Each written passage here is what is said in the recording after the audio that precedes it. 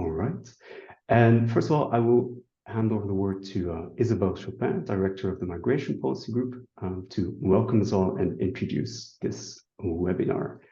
Isabelle, the floor is yours. Yeah, thank you, Matthias. So good afternoon, everyone. Well, I'm not going to introduce myself, Matthias just did. We're welcome to this first webinar. We're very excited to have you all here for the webinar of this new project, the New Europeans Initiative.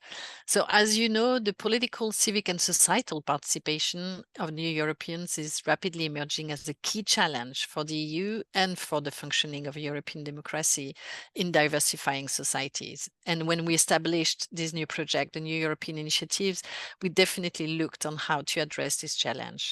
The project started in January 2023. It's funded by the EU Citizenship, Equality, Rights and Value Programme, the CERF program, and it continues our long-standing work, as you will see, as a think and do tank in the area of citizenship and effective participation.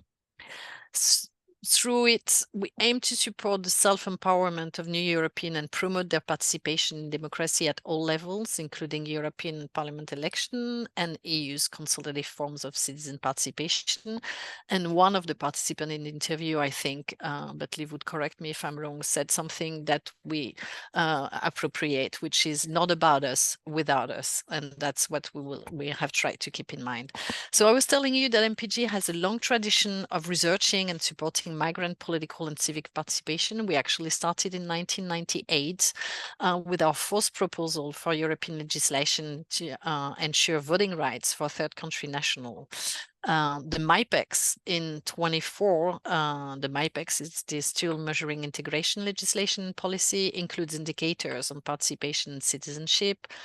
In 2012, the Migrant Citizen Survey also talked about naturalization and citizenship.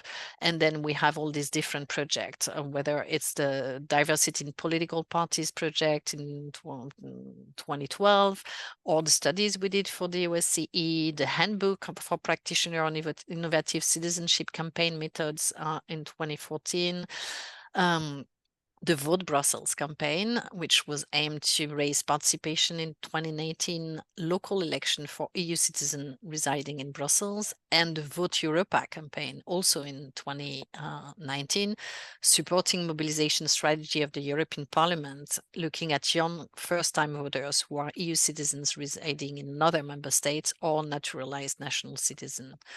As a follow-up to the Vote Europa, we also had a project called All Europa, reaching out to mobile EU citizens and EU citizens with migrant and refugee background in order to understand topics where they're most interested and to be able to get involved. It led to 30 videos done by young migrants, refugee and EU mobile citizens that you can find on the MPG website.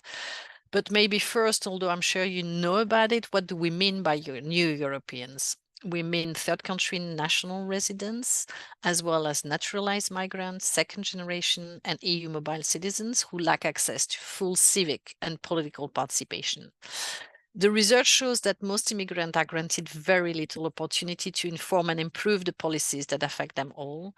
And actors working to close the civic, political, and societal participation gap faced by the new European often lack the evidence and the capacity that are needed to better engage with policy and decision makers. And the mainstream actors rarely partner with migrant leaders and other affected groups. Here comes again our motto, not about us and without us. Civil society experts, activists, and decision makers therefore do lack information and networks that need to collaborate effectively. And as we will see with our panelists, we do have networks with whom to collaborate. So with that in mind, the New European Initiative is built around 4 strands of activities in the 27 EU member states. First, a bottom-up research into the barriers to participation experienced by the new Europeans, leading to recommendations and to practical guidelines on policymaking and consultative involvement in decision-making. And Liv will present to you later this research. A comparative research on participation policy with the newly developed Participation Policy Index. The annual Democracy Academy that will start at the end of November, that offers a training and capacity building program for migrant leaders and relevant migrant-led civil society organization. The Academy is composed of 5 different sessions on different topics that have been identified by New Europeans themselves on the basis of interviews. And finally, the promotion of evidence-based policy solution to boost participation. And this year, obviously, will be focusing on the upcoming European election in May 24, and the ways to increase electoral participation with a policy dialogue workshop on the 24th of October. And we will renew our Vote Europa campaign that has been so successful. We will renew it at the beginning of 2024. So today's webinar falls, as you understand, under the comparative research strand, and because we're still at the very beginning, and we started in January. We will first hear Liv Olivia Long, who's manager editor at MPG. She will present the feedback given by New European on the challenges they face in participating meaningfully, and on suggestion they might have or they had for decision makers on how to close this participation gap. And Liv has been heavily involved in interviewing a lot of new Europeans. This feedback is being summarized into a report, which will then feed into the development of policy papers and a toolkit, which are going to be published in a couple of weeks. And then I will give the floor to Sinem Yilmaz, who's integration policy analyst at MPG, who will host and moderate the panel discussion. But Liv, the floor is yours to present us your feedback. Thanks, Isabel. Okay, I'm just going to try and share my screen.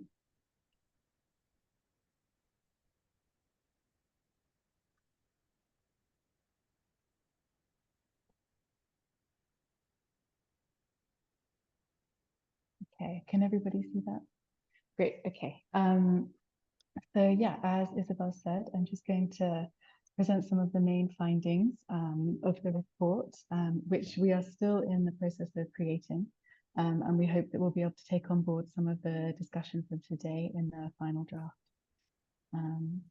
So the report basically aims to summarize feedback from new Europeans who are actively engaged in civil and political spaces, who have valuable networks of contacts, who represent a particular community and are engaged in promoting these communities' concerns, and who can be of inspiration to future generations. As Isabel already said, the report is the first document of the research strand. We're really focusing on the bottom-up approach for this. We're very much in the early stages. We interviewed several people, including those working across all different levels and with a variety of different focuses, almost all of whom are working for migrant-led organizations or who've established migrant-led organizations. The report prevents the challenges and obstacles that the people we interviewed have faced to meaningful participation, and then summarizes the strategies that they've seen that are working well at promoting this participation, not just participation, but participation that is actually meaningful, and the suggestions they have for how policy and decision makers can better promote this in the future. The type of participation we spoke about with those that we interviewed was involvement mostly outside formal participation forms, so not electoral participation specifically, but rather, as Isabel said, participatory and deliberative involvement in policymaking. So over the course of the interviews, we first asked participants to define what meaningful participation actually means to them. Many of the answers were very similar. We heard that it means having the opportunity for equal participation and exchange, for being able to provide input that is demonstrably listened to and acted upon by relevant decision makers, as well as substantial involvement at all levels of the decision-making process, with relevant pathways for tracking the impact of this input.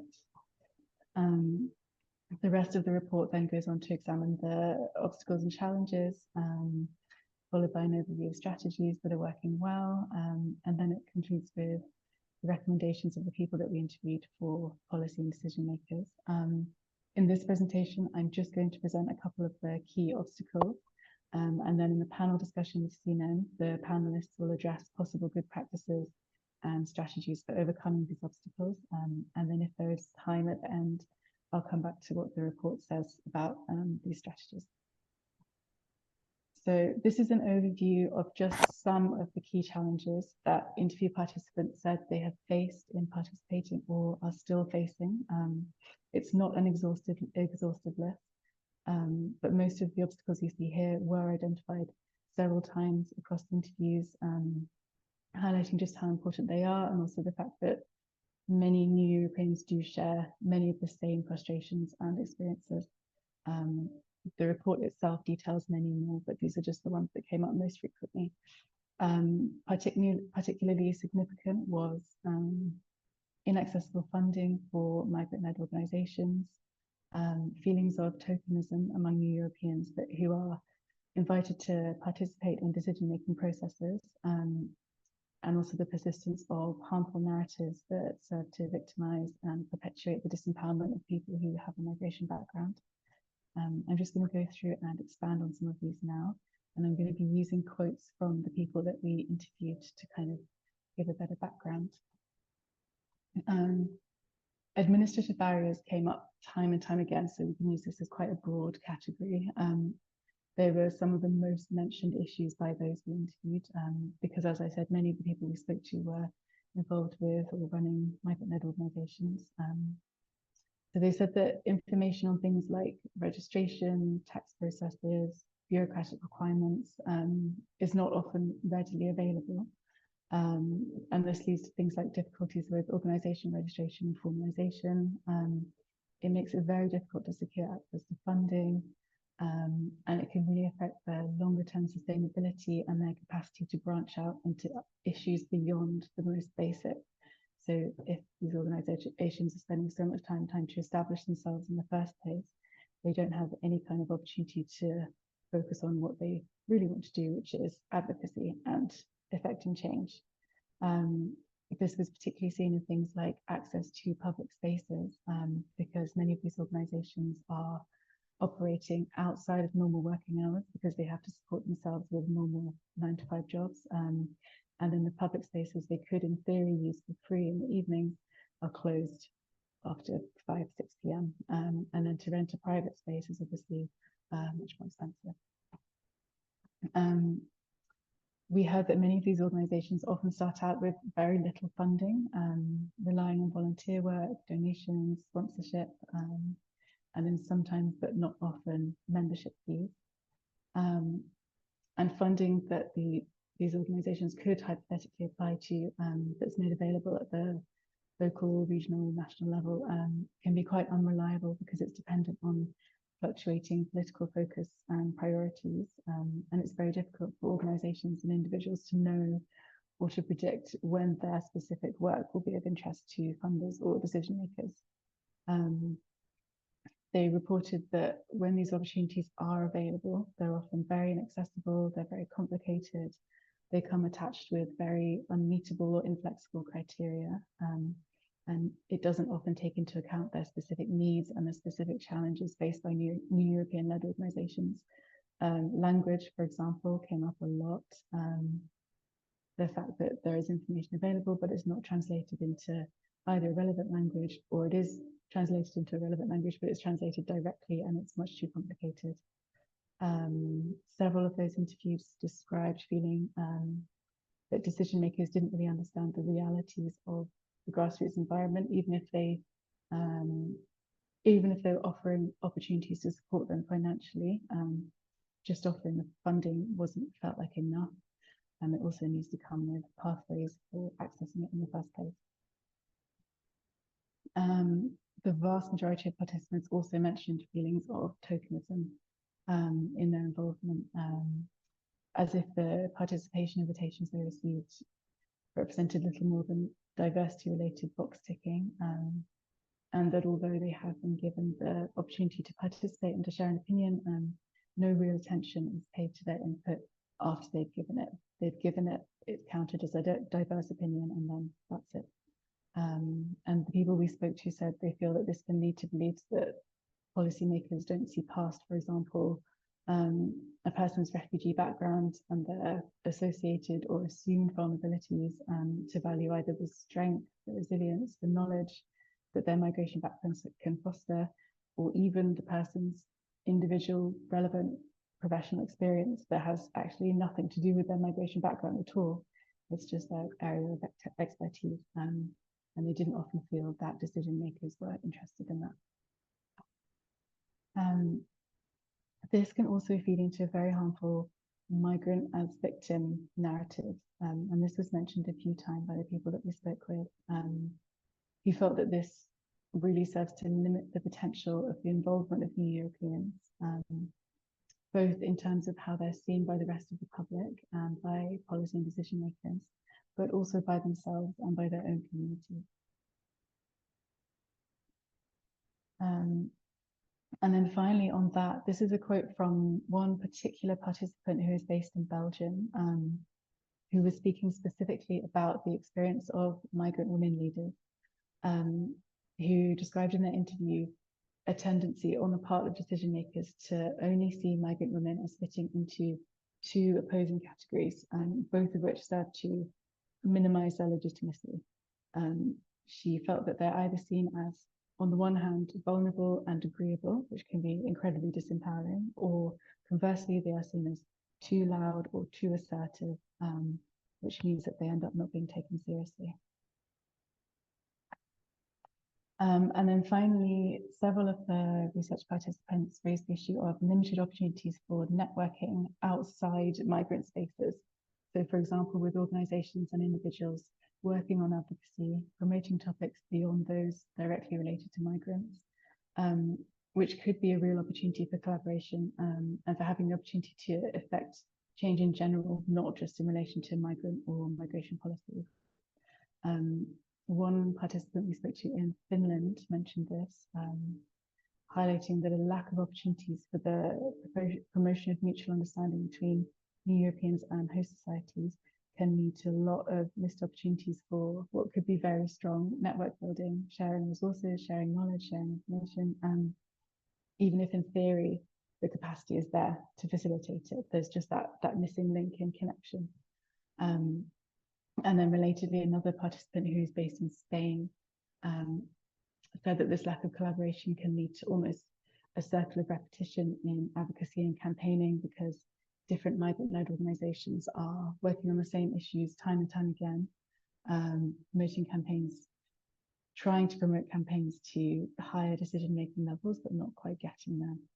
So, for example, if one campaign is developed, is run, has a small-scale impact at the time, and then it kind of fades away due to a lack of the kind of accountability and follow-up mechanisms that I mentioned before, people forget that it happened, or people just don't have the resources to further it. And then often it just ends up being repeated by another organization or another group the following year, for example. That concludes the challenges. There were many more. That was just a very brief overview of some of the most important ones. And now Sinem and the panelists will discuss the strategies they're aware of and the strategies they've thought of for overcoming these obstacles. So I'll hand over to Isabel to introduce the panelists. Thank you.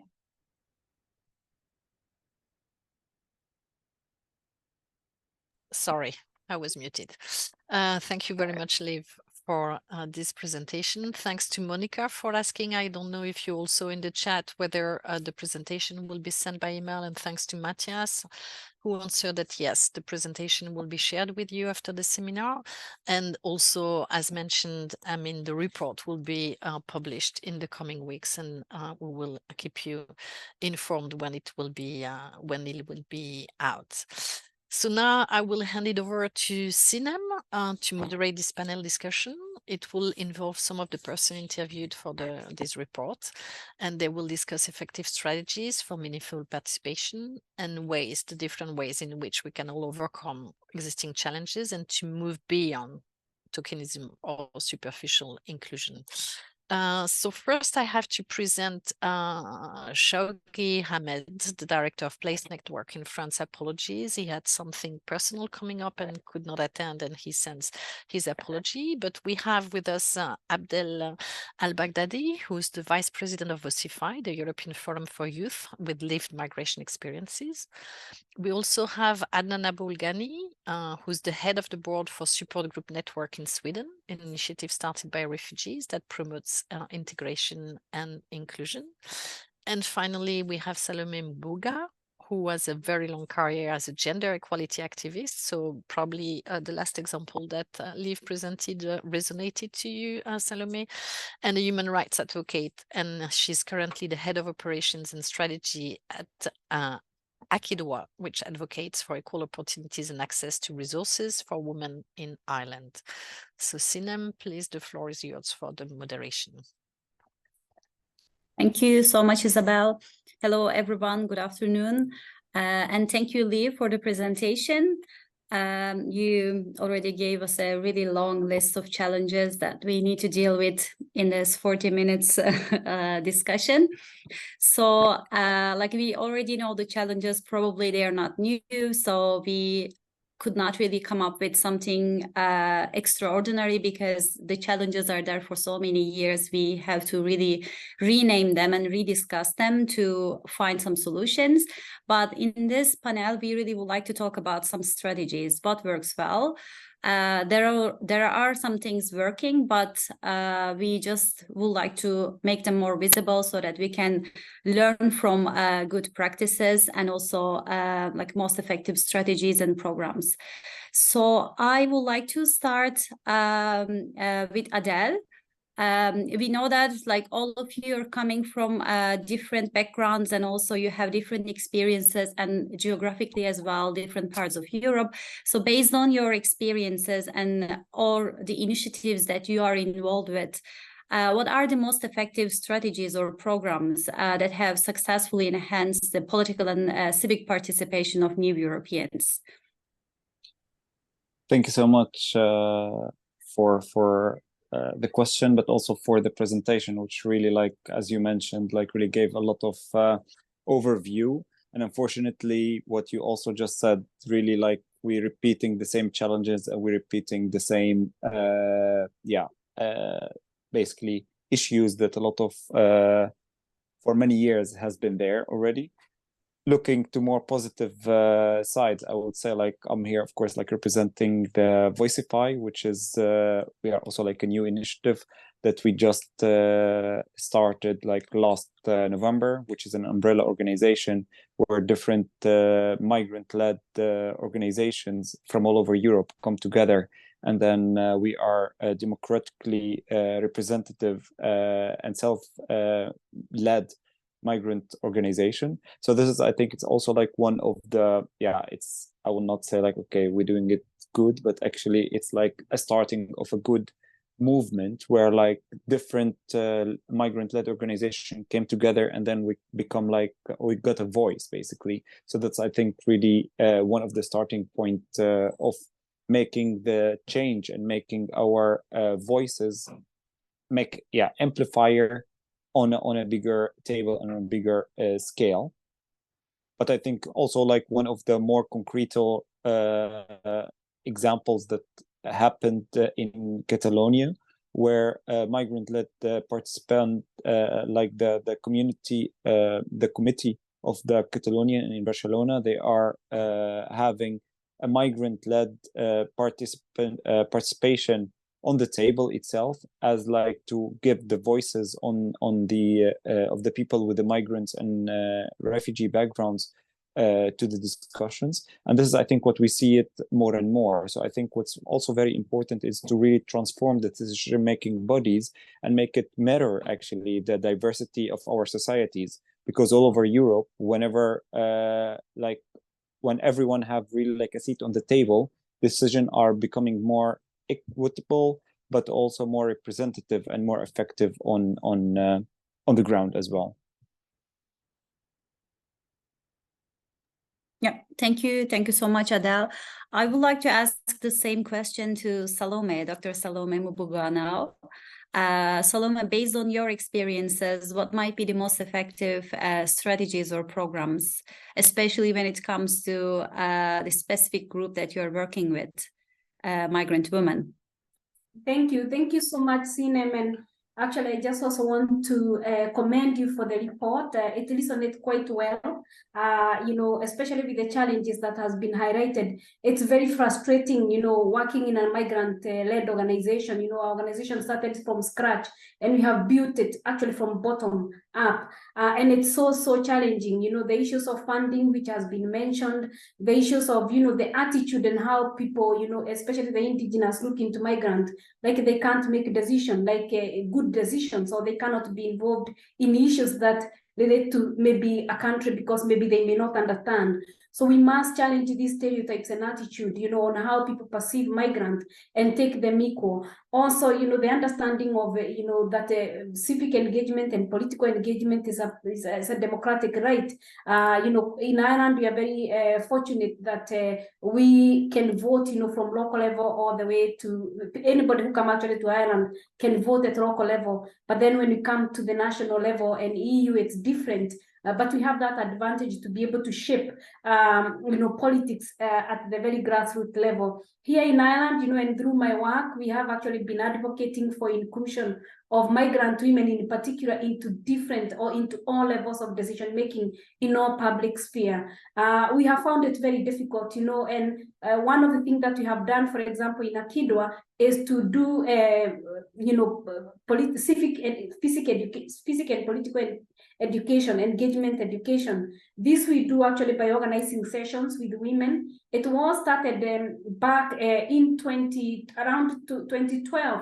The county council here started training migrants to go and train on voters registration to register to vote. And then, we took it actually ourselves in 2016, 2017 to ensure that, our women do register to vote, but also to put themselves forward to be voted. But we have taken it further. For example, we don't believe only going into politics to go and become councillors for our countries or to become members of parliament. We also believe that, the best civic engagement started where you are. And this is engaging with schools where your children are going to school. This actually also goes to, whether it's in a swimming pool where you go to swimming pool, being involved at the local level of where you are, because that way you can build it up.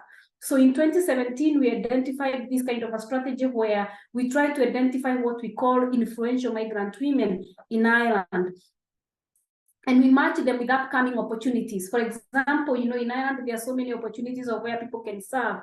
They can serve in public bodies, in boards of public bodies. They can serve in schools. They can serve as board members in many departments or in any, for example, advisory group. And so what we do if we see those opportunities coming is actually to get in touch with the women that we have identified and put them into those positions. And that has worked very well. Actually, in the last, I would say maybe 4 years, then we were hit by COVID a little bit. We have been able to see at least a few women going to this advisory board where they are sitting, on the table, with different departments and government, departments to be able to inform policy, inform of, people seeking international protection and how they are treated and what is going on in terms of health, and the health of people is very important, and especially when we talk about migrant and migrant women too, because of the children that they care for as well. So we've actually been trying to, engage and encourage our own women to engage, although there are so many challenges,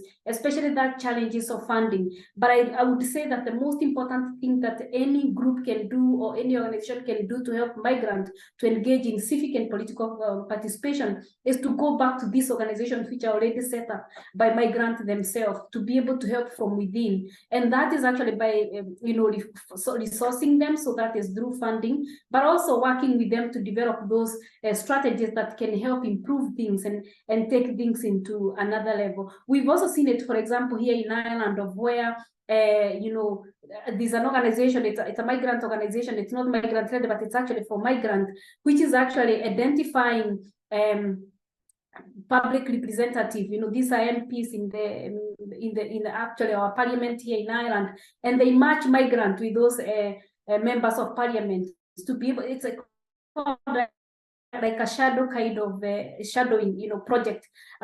So they're actually doing all this to be able to help people to understand how politics work. But also in this, it's also helping modeling in actually challenging stereotypes, an attitude that people may have on different people, because, also migrants can make very good decision making. I always tell actually the migrant women here, just to finish, that if they are not on the table where decisions are being made, if they are not on that table, they'll be on the agenda. And it's important to be on both agenda and on the table. So it's very important to continue encouraging our own people, but also it's important that we invest on them to be able to run these activities. And this is based on what the research is saying, supporting the organizations that are on the ground. Thank you so much, Salome. Yes, there is a saying that really summarizes what you said, like in your last sentences. If you're not around the table, you're probably on the menu. So like, it's funny, but it really covers everything. It says a lot as well. And lastly, we can give the floor to Adnan to talk about some of the strategies. Yeah, hi, thank you so much. I agree totally with the initiatives, and we do similar things as Adel and Salome, like mentioned. But I will focus more on refugees and asylum seekers, because I think active participation in all forms in political, social, or cultural life start from the first few days people arrive to the country. It's the passiveness that create when people arrive, regardless if we're gonna stay in these countries or they're gonna be deported or move around within the migration movement.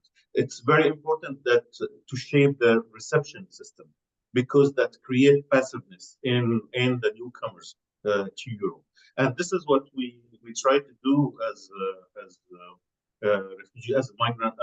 refugee and migrant-led organization that started in refugee camp in Sweden in 2016 when we arrived. 2014 when we arrived, and the whole political atmosphere was more towards passiveness. That you sit, you wait, everything is planned for you. There's integration process. There is what they call re-establishment process for people that creates you don't have saying in it. We see people meeting around to discuss how to work with refugees, without refugees, as you said. Most of the time, people end up on the menu, in these discussions on all levels. And in there, the first initiative was that we have to have saying in that. We need to be on the table as equal partners. And when we said, at first, we were not very sure about what the meaning of to be on the table. Sometimes it was representation, to be in meetings. We're discussing decision makings around refugees in the local communities or regions, even on national level.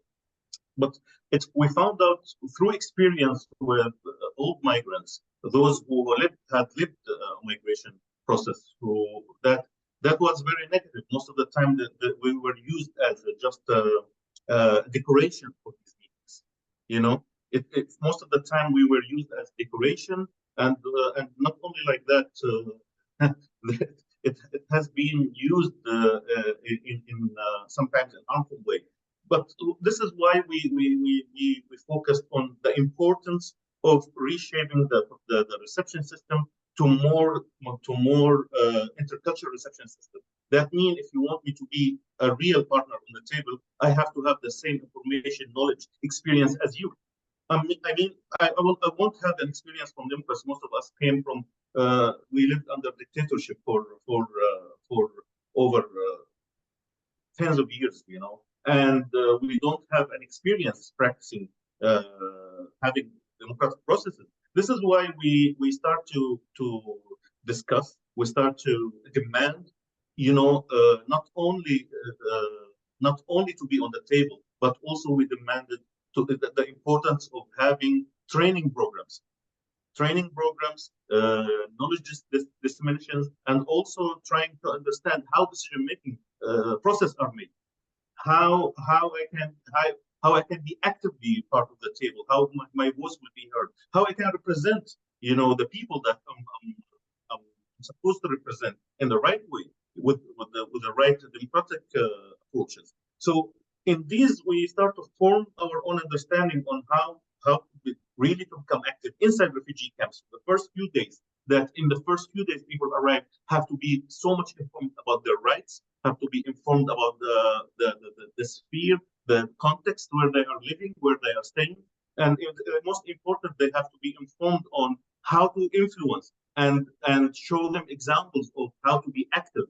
Show them examples, and this is the way how it's done if you want to be your voice heard. Because most of us end up passive because we think, and this is one of the things that when we started the empowerment spiral around Norway, Sweden, and Germany, in most of refugee camps, the number one question was for most of the people, when we said you have to actively participate, you have to make your voice heard, you have to, make sure that you have a collective voice with your people, the people that are around you in your community.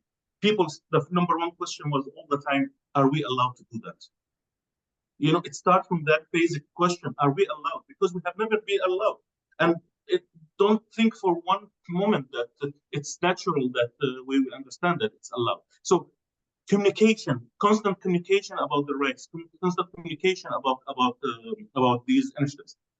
Sure, we found out a lot of research has been done on this movement in Sweden and 16 cities, and Germany and Norway, and one of the research called We Are Here Now, done by Högskolan West or University West in Sweden, found out that those people who have been active in refugee camp, when they left and get residents or whatever they've been deported, they continue to be active in their life. They continue to be active in all levels, on a social, culture, and political level.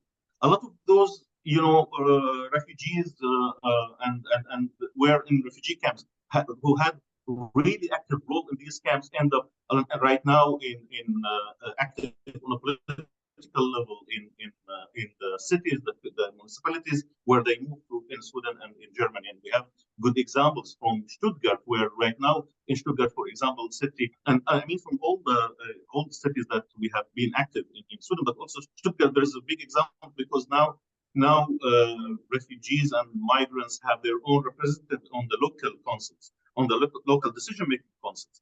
The other thing that I want to highlight is for newcomers, what we call them in Sweden and other countries, newcomers, or people with resident permits, who are allowed to vote, as Salome said, on a local level, on a municipal level, but they are not allowed to vote on a national, for the parliament or European level. Since 2014, if you look at statistics, for example, I take small example in Sweden on how much of those people voted in the local elections, in the municipal elections, less than 10%. And this is what's shocking. The first thing that we realized that I had near the city where I live, there is a small city, almost 75% of the residents of these cities are newcomers, are people, refugees who got residence or migrants, and still the right wing, the extremist right wing win the elections in this small city, and it was a shock, how does this happen, and the problem is that none even of the political parties communicate with people about their rights. People simply didn't understand their rights, didn't understand the influence of their rights. So we started a campaign, door-to-door campaign, telling people about the importance of going to vote to change their local situation in municipality, because the situation in that city was really bad for migrants. They are 70% of the city, and the situation in schools, in healthcare, in all, even in housing, it was really, really bad. We started a door-to-door campaign to talk to people about their rights, to talk to people about the importance of voting. People have never voted. For the first time in Sweden, I voted. I voted when I was almost 40 years old. 40 years, I never voted in an election in my life. My voice was already in the boxes without me even participating or saying what I want before. So a lot of people, they had that experience. We started a project initiatives to support people with this first experience, enhancing this first experience of actual choosing what they want. You know, the importance of their voice, and telling people that if you won't vote, this is 1+ voice for them, for the other part that don't want you or want to discriminate you or do harm for you. So this is what we started. We started, for example, the last election last year in Sweden. We started a series of webinars where we invited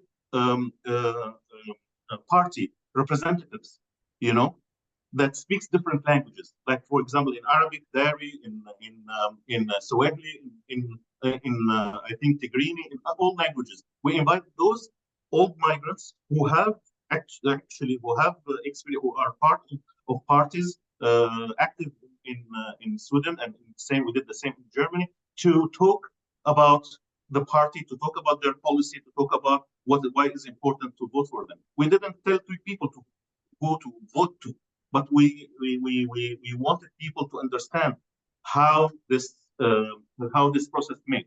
This is a small example, and as part of this, we've seen maybe we can conclude quickly so that we can have time for the second round of questions. I'm sorry to interrupt. I think this is very important. I think this will lead us to the second part, as you said, but very important, I think, to focus on when we want to really to have a good initiatives. It's very important that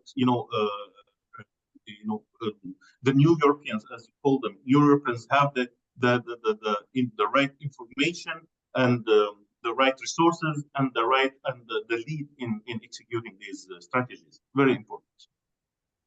Thank you so much for this really detailed analysis as well. It was super important. What I heard from all of you, you really talk about different forms of participation. This is also what we are dealing with in this project. So we talk about platforms for young migrants. We talk about local, participating in local life as a form of participation, or we talk about participation starting from day one in a refugee camp, in a reception center, and then also political participation as electoral participation, participating in local or national or even EU elections for some groups of migrants. So we have different types of participation. We also have meaningful participation on top of that. Sometimes it can be used as a buzzword. We really don't want to use it like this. That's why in our interviews we really wanted to understand what is it for different people, for different new Europeans. We also would like to ask the question to you, how we can ensure meaningful participation? What are the main ways to ensure that we are going away from the superficial inclusion and really ensuring meaningful participation? Maybe we can follow the same structure, and we can start with Adel. Thank you so much. Yeah, I think meaningful participation is the ultimate goal. So it's definitely the biggest thing that we all can aim for. And to achieve it, I think, through sustained effort and vision. So I think one of them is also data. And this is, I think, what you also are doing, really collecting data to understand the unique experience and the needs of the new Europeans, So it's always when you present data to the table, it's always come with more, science-based kind of outcome rather than oh, this is what we talked with a couple of people and that's what we came out with. So always, I think, really, this is what you already doing in MBG. I think this is really great with the research, because there we can really tailor the policies and programs to empower and to uplift it more towards what is really needed on the ground. So this, I think, really something very important. But also the community collaboration, partner with not only community, not with individuals, but more with the community leaders, because then an organization, of course, to co-create policies and programs. And this is, I think, what unfortunately we have seen before, and it's been mentioned already, like a lot of in a lot of cases, like, oh, we need like a person with the refugee or migrants background, we need a woman, we need a Black person, we need a gay person. Oh, we are so diverse, let's have them on a table, take a picture, and we're done. Rather than really like having leaders that represent really their communities on the table. So like these are not just speaking from their own experience, but also like from the people that they are representing. And this is, I think, is really ensure that the solution are truly impactful to the target group that we are working with, which is the whole society, you know. So this is, I think, something really important. And also the transparent accountability, because I think transparency is a really like a cornerstone of accountability, like keeping public informed and hold the institution responsible of addressing concerns, you know, like where every institution can really be held, okay, so this is the agenda that like you're committing to, or this is the policies that you are saying and like committing to implementing, but this is the reality. So why is not happening, or why is this policy is not being implemented? So this is, I think, also one of the things. And of course, like the legal protections, which is, I think, it's also very important, because most of the new Europeans, they still have maybe like roots or family members or people who are back there. So like for some of them, but also like here within Europe. So like strengthening the legal protection against discrimination, hate crimes, and racial profiling, which unfortunately happening all over, is really something that we need also to speak about and bring it to the table as well. So I think like and like what Adnan has mentioned, of course, like already about like education, because I think is really most of new Europeans came from countries where unfortunately like democracy is just something that we see on TV or something that you hear about, but never really lived it or never really participates in it. So education is really the key to unlocking the doors of participation, you know, like empower the new European with the knowledge about the political system here in Europe and the impact that can make, like that their voice can really make difference. Like you talk with different people and they feel like, yeah, okay, I don't need to, because like I don't believe in the system, or you know. So there is really this mind shift that needs to be happening, and this is, I think, the role of the basically the community leaders, the migrants, and migrants-led organizations, policymakers. So you know, like everyone should be on the table to really use or translate basically the system in a sometimes simpler words, which like not everyone have been to academia, not everyone have been to higher education. So sometimes also the language is really like providing language support to ensure that no one is left behind, you know. So like we don't need to, of course, like translate all the things to like all the languages in this world, but at least like what Adnan also has mentioned, like, you know, like use the role model, like really use the community leaders as like the bridge between the policymakers and the communities into practice. I know the time is running, so I'll keep it short. Thank you so much. You're welcome. Thank you so much. I really liked your phrase, everyone should be on the table, because sometimes we miss the point. Like we always say, like migrants should be around the table, but sometimes they are on the table, but decision makers are not there. So it also doesn't help. So everyone, all the stakeholders should be on the table to really make a change. If I may add just one last thing, because of the on the table part, because this is, I think it's also something very important. Like most of the time, migrants or people with a lived migrants experience been invited only on a table when they are topics related to integration, migration, you know, like all diversity, inclusion. But like we are also part of the society, so we should be also on the table when we're talking about like voting, when we're talking about like in housing, when we're talking about like all the challenges that facing the society. We are expert maybe more on the migration and integration part, but we are also part of the society. So this is, I think it's also a key point to have it. So not only invite people with a migrant background when we're only talking about that topic, but basically in all tables, everyone should be represented. Yeah. Thank you. Thank you so much. Very important points, actually. So since we don't have a lot of time, I will immediately go to Salome to hear about your input about meaningful participation, Salome.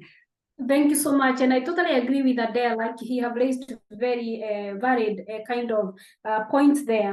And I actually want to add into what you were saying, you know, to build on that, mainly because quite often, you know, the rights of, for example, migrants are not upheld. So it's very important the rights of a migrant are upheld, but also enhanced, you know, the principles and approach based on how people are treated from the time actually they enter into the country, you know, as we are hearing from Adan, you know, if it should start from day one, what happens? What is the reality on the ground? The reality on the ground, even at the moment, is so bad because, you know, nobody who cares about a migrant coming, you know, you give them somewhere maybe to stay, to sleep, and that's all. You know, we have people with language barrier, we have people who have actually gone through war, conflict, and they are not supported at all. So how do you expect them to function and fit into the society? It would be extremely, extremely difficult. But most important, I think, and building on Adele again, is actually acknowledging skills and talent that people comes with, or people brings. Quite often, you know, and I say that migrants are seen as, you know, they will not be able to articulate like us. Adele have also said that, you know, when it is a migrant issue, that is when we are invited, you know, to speak, even by the media and by everybody. That's when they find us, you know, like people who can be able to speak. But, you know, for example, I've lived in Ireland for the last 27 years. I contested even for the Senate, for the Senate seat here before. And, you know, I can actually go into the parliament and articulate of what is happening, whether it's in terms of housing, whether it's in terms of health. I can articulate on any area of the society, because actually my life has been here more than anywhere else. So migrants should not actually be viewed as, you know, outsiders as newcomers. You know, in some countries they still call them, you know, the new communities. We are not new communities, all of us. Some of us have been here or have been in Europe for so long that we can actually add more value into what is happening into this country. So acknowledging the skills and talents and contribution that people can you know, contribute out there is very, very important. I think we need to talk about political will and commitment, because if we really want migrants to contribute, you know, in civic engagement or in political participation, we have to be including them. Quite often, migrants are excluded. I work in a migrant organization. It's actually the largest organization in Ireland for migrant women. But you would find that, you know, some department or some government agency or some organization would go all the way to maybe another indigenous organization to find about us or to talk about migrant women. Yet we are there, and we are the only contact actually with the grassroots, you know, with the women that we work with on the floor or on the ground. So I think it's very important that, you know, we acknowledge this contribution and who is there and what they are doing and how we can enhance you know, whatever we are doing, you know, based on the knowledge and the skills that people are bringing along with them. Education is key, and it has been mentioned, but because without education, it's very, very difficult. You know, we have done like a community mobilization for voting, and also for asking people to put themselves forward to be, you know, to be voted, to be put forward, you know, into decision, to all these areas of decision making. But inclusion is key. You know, we have political parties who are the gatekeepers, for example. Here in Ireland, we have a lot of them. And, you know, they are the gatekeepers of what happens. If they want to include, they'll include. If they don't want to include, they won't include. Quite often, you know, people are just brought, you know, to run as running mate, you know, with only the people who are known to the community very well, which means sometimes you do not even end up getting there. We also have to have legal measures put into place. You know, in Ireland, we have seen a lot of attack, you know, on migrants when they go to canvass, you know, to going into offices. In terms of women, we have seen women who have been sexually harassed And we also know the issue of social media and how social media is actually intimidating everybody and putting everybody off.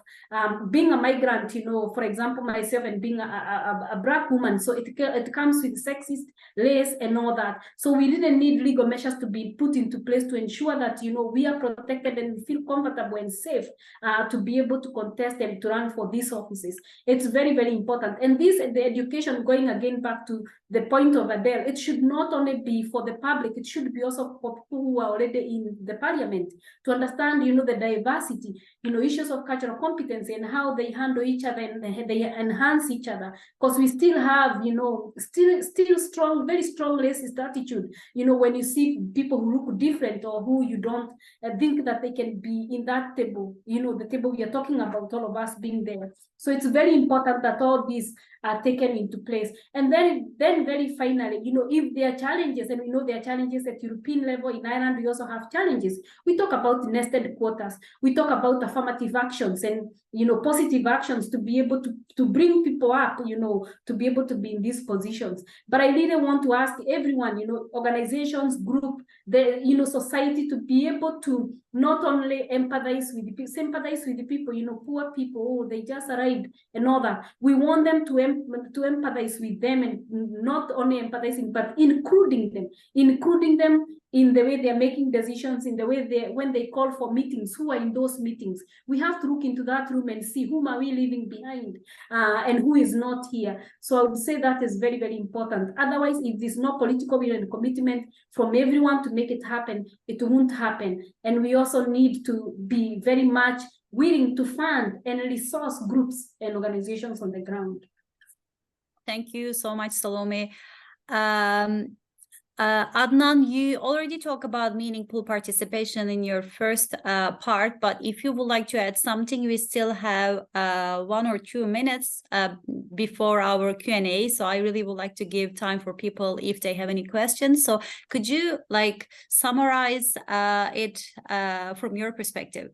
I mean, Adel and Salome said it all about meaningful participation, and I agree with all the points. I mean, meaningful participation has been discussed a lot. And for me, meaningful participation is to be seen as an equal partner, to be seen as a stakeholder on the table, not only as someone who needs help or needs support. This is, I think, what also the last part of Salome, what she said. It's very important to be seen and as added value to this community, to the society, to be seen as part of the fabric of this society. And it's very important that it's the actions that are included when is need-based. When it's need-based actions, for me, it will be more meaningful to participate in. That said, I go back to just to emphasize on the points that it's very important to reach a meaningful participation, that you provide the right information at the right time, you provide tools with all that, with education, with trainings, with any kind of enhancement, but also you provide resources for grassroots organizations, for community organizations, for migrant-led organizations to be able to take that part of enhancement, to create the meaningful participation, And then in the end, as Adel mentioned, to make sure that we are part of the evaluation process of these of all these processes, to make sure that we are part of the feedback loop, on policies. Make sure that we are informed and we are, able to give our opinion on these issues. Thank you so much. And thank you, Adel, Salome, and Adnan for this fruitful discussion. We have 10 minutes more or less for the Q&A. So I encourage all the participants to really either raise their hands with the raise your hand button over there, or you can also leave your message on chat.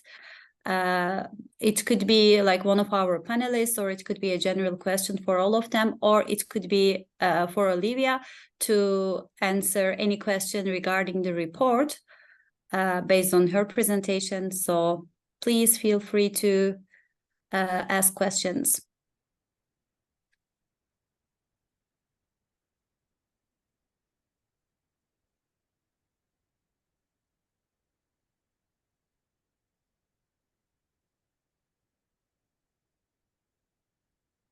if there is no question, I also would like to give the floor to Liv again.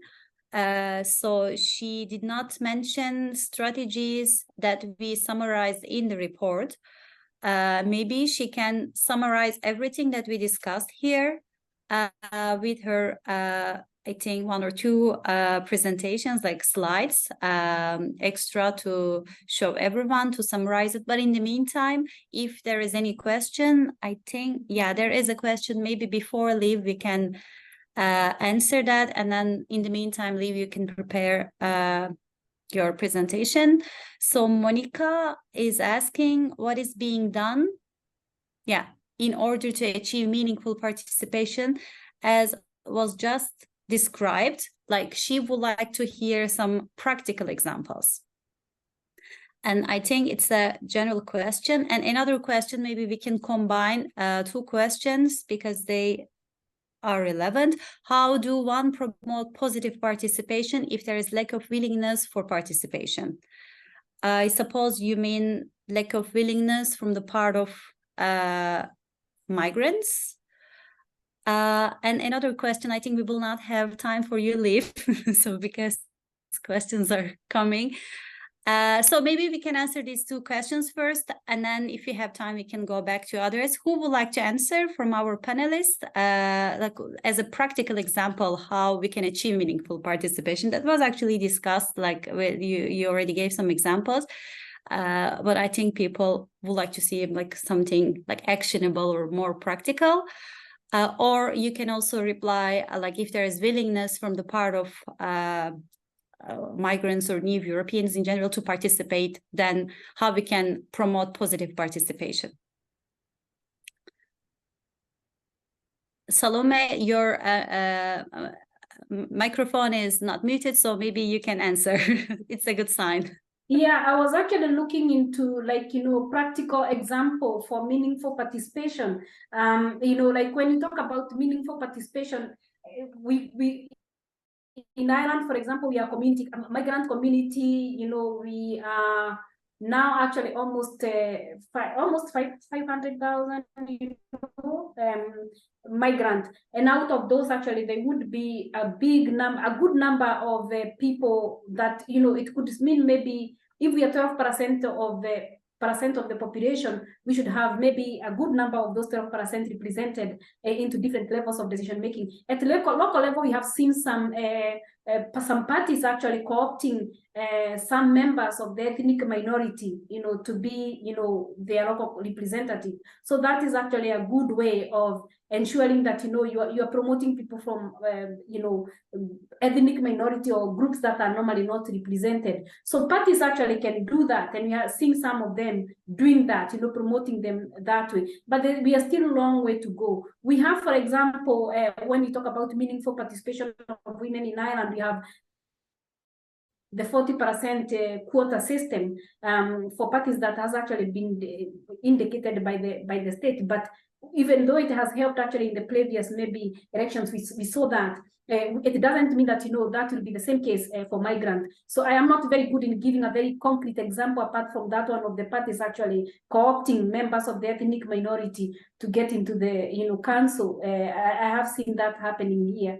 But in terms of promoting positive participation, and I'll leave it that way, if there's lack of willing to participate, I think using of the role model which was used before, if we have people who are already from the migrant background in different levels of decision making, those ones can be good way of actually trying to highlight more, the importance of the ethnic minority being in different levels of decision making, by highlighting them, by actually promoting them and trying to show that we already have people from this, the same background. Why wouldn't you participate? And also reminding people, I think the whole issue of education and training will actually maybe help people change their mind and maybe become more willing to participate in different levels of decision making and even into politics. But I think it doesn't just take a day. It's a process. And And also because of people's experiences, like how they have experienced when they go canvassing, you know, sometimes they can be put off by that experience if it was a bad experience. So I think, you know,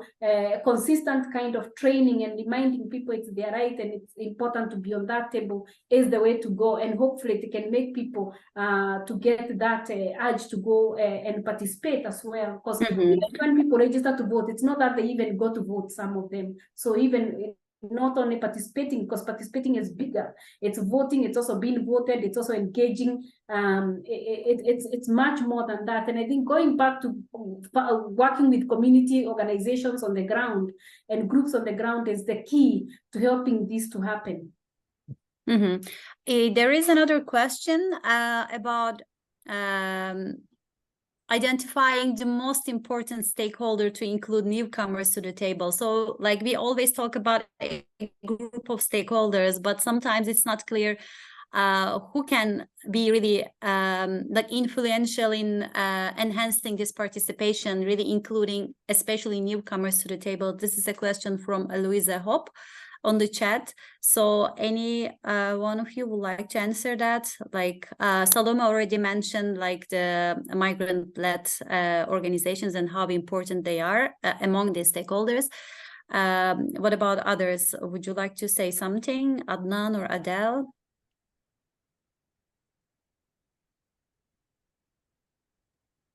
Yeah, I can just mention that it's very important.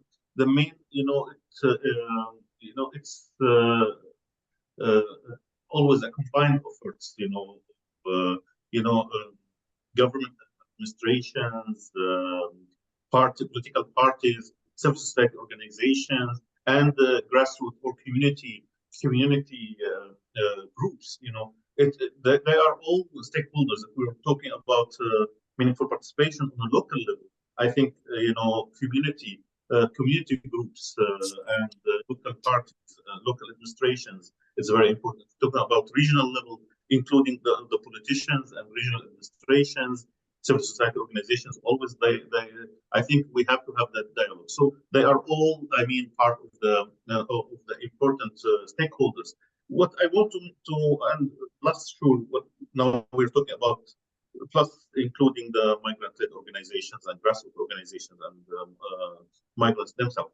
I just want to also mention 2 points very important on the promotion of participation and factors that help. It's very important that we focus on media and representation. It's very important also to promote diverse representation in the media and politics. Media campaigns very important. We have to also do campaigns to enhance the public awareness campaigns, for example, especially to tackle the disinformation right now about migration, about the role of migrants in our society. Very important to shed light on that role in the society, not only to talk about challenges and problems and hinders, but we have to look at the contributions. And we have to understand in these campaigns that to communicate with the public, with the public in general, that means our own people and the general public, that migration has been and will be part of the natural course of the history. This is not something will stop now or will change. This is a part of the movement of the history, and who I think who don't look at it from that angle, like burying his head in the sand. So very important, to highlight this in these campaigns. Thank you. Adele, would you like to say something? Maybe just like 10 minutes, like very short. Yeah. So I think I will just keep it more focused, like, okay, with like in Voice 5, for example, we are leading also by example, like being like a migrant-led organization that's representing different migrant-led organizations all over Europe. So that's also like give a bit of like voices of almost like 100,000 young migrants all over Europe. So that's also give some credibility, but also give more access to the network, so like to the grassroots organizations. But also I think with Voice 5 we try also to work throughout the network on a different level, so like really connecting with the members on a local level, that they are also sharing the work that they are doing and sharing practices on a national level. And then as a Voicify is more also about the EU advocacy and policymaking level. So then to work on all the different layers at the same time, then I think you can create the most impact. And the last thing that I would like to add about like the question, okay, the most important stakeholders to include, I would say like no one is more important than the others. All stakeholders are more or less the same value to the table, because everyone bringing different perspective to the table. And then like, like the most important stakeholder to include to the newcomers to the table, I think, the newcomers themselves. So this is, I think, really that are not only individuals and newcomers, but the newcomers that represent a group of newcomers as well. So this is, I think, what I would like to add. Mm-hmm. Thank you. So there are a couple of questions that we will not be able to cover. One of them from Thomas, I think Adele, you already answered it a bit, like the different levels and how, like where are the obstacles the greatest, and the support as well. So you mentioned these different layers of like working together, but not exactly answering this question, but at least you touched upon that. And sorry for the others whom, for whom we could not really answer the questions, but we are running out of time, unfortunately. And I really thank all our panelists for this discussion. It was really fruitful. And now I would like to give the floor to Alexander Wolhard, our Deputy Director at Migration Policy Group, to give us an overview of upcoming programs and events related to New Europeans Initiative. Thank you so much. Yeah, thank you, Sinem. I think this was really a very thought-provoking discussion, which we for sure could continue for a long time. I have only a few minutes left for like 4 announcements on what is going to happen next in the New Europeans Initiative. And then I would have one request to all participants. As mentioned in the beginning, we will now wrap up this report, also taking on board what was discussed today. This research is only the first step. It will lead us to a toolkit on participatory policymaking, which will also target policymakers. This we will present and discuss in a policy seminar, which is planned to take place on the 12th of December. Then our upcoming event is an online workshop on the 24th of October, Get Out the Votes, New Europeans in the EU elections, where we want to discuss in a very concrete, hands-on way how to encourage migrant mobile voters to participate in next year's elections. We will present a policy brief and its recommendations. We will have a great panel discussing what has worked. And then we want to discuss with our audience their experiences and plans for 2024. Then thirdly, there are still a few spots left in our Democracy Academy, starting on the 2nd of November. So 5 training and capacity building online sessions with very experienced migrant leaders who will share their knowledge and insights on topics like advocacy, campaigning, building and sustaining an organization for all new Europeans who aspire to become more involved and improve their skills. I think Matthias is now sharing all these links in the chat box. Please quick, these are really the last spots that are free. Then we want to flag our podcast series, Changing the Table, which is on all the topics we are dealing with here in the New Europeans Initiative. Episode 1 is just out, Nothing About Us Without Us. There are more editions to follow very soon.